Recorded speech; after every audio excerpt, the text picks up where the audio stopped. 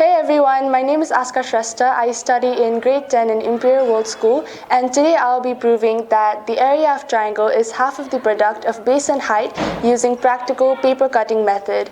Also, all of the materials I've used today are from recycled paper. Let's get to it. So here I have two triangles with me, and as you can see, they perfectly overlap each other. What does that mean? Yes, it means that they are congruent. Now we know that this is the base of this triangle and this is the height of this triangle. Now if I take this triangle, which is congruent to this triangle, and cut it along its height and rearrange it with this triangle in such a way that it forms a rectangle. Now we know that this is the base and this is the height of this triangle, and this is the length and this is the breadth of this rectangle.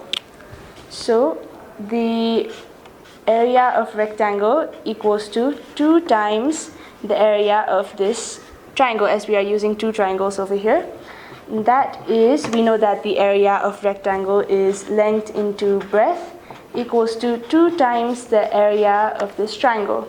And now since these two triangles are congruent, this height and this breadth will be equal, which is why this will be base into height.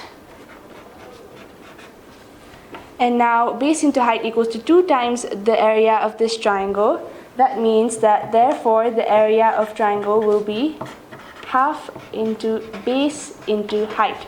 This way I've proved that the area of triangle is half of the product of base and height. Thank you.